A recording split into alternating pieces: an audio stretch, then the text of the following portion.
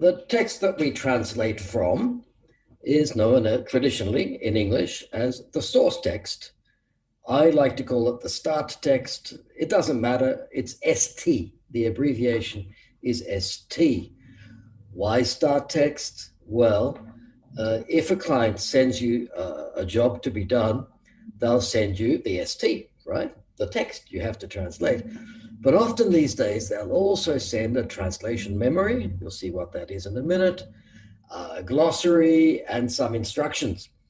So actually, the translator isn't starting from the text. Well, they're starting with the text, but it's not the only source that they're working from. It's not the source of all your solutions.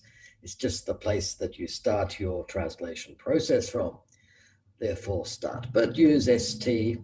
I'm not going to insist. The text you produce is called a translation. Technically, we prefer the term target text or TT. MT is then machine translation of the kind you know as what Google Translate, Microsoft Translator, Youdao, Baidu, and many, many more, all machine translation. Not to be confused with TMs. TMs are translation memory suites.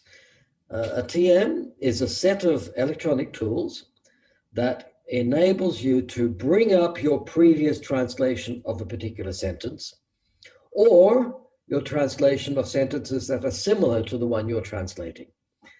You'll see how this works later on. The name for that is TM, translation memory. These days, though, those two technologies tend to come together. Most translation memory suites incorporate an MT feed. They have information coming in from machine translation. So the technologies we're using are really TM-MT, just to put the two together. We often hear people talk about CAT tools. CAT, C-A-T, stands for computer assisted or aided translation. I don't use that term basically because these days anything we do with language, including what you're doing right now, is assisted by computers. So to say, oh, it's a computer-assisted translation, no, all translations are these days. The term doesn't mean much, but you'll hear it and you have to recognize it.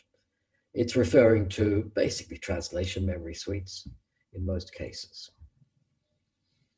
More terms.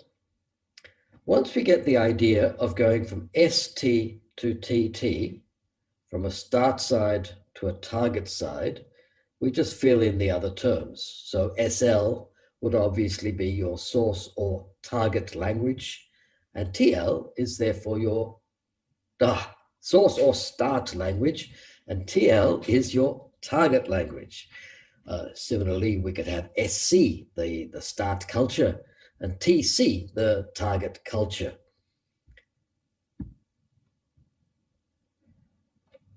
There are also words that we use or acronyms that we use for languages. L1 is your first or mother tongue usually, and then we talk about L2 is your first additional language. L3 can go on. Now, L1 and L2 and L3, these are terms used in language acquisition. We refer to them when we talk about translation, but in translation, if we're analyzing text, we'll talk about the start language and the target language, okay? And L1, L2 refers to a person's acquisition of languages from a slightly different field. Where it gets tricky though, and confusing, is when people talk about, especially conference interpreters, and we talk about them working into their A language, usually, which is their strongest language in that particular field, and their B language would be their next strongest or slightly weaker language. And interpreters can have C languages as well. We could use the same terminology referring to written translation. The important thing, though, is that you remember that L1, L2 belongs to language acquisition. SLTL belongs to analyzing a translation, and A language, B language belongs to the translator or interpreter's performance, and more particularly in the field of conference interpreting. Sorry about that. It's just that translation studies is an interdiscipline, so we get terms from many other disciplines coming into the way we speak. Here's just a few more. We're almost at the end. When we work on MT output, that is machine translations, as translators, we are correcting it as we go, and that correction process is called post-editing, with a hyphen or without.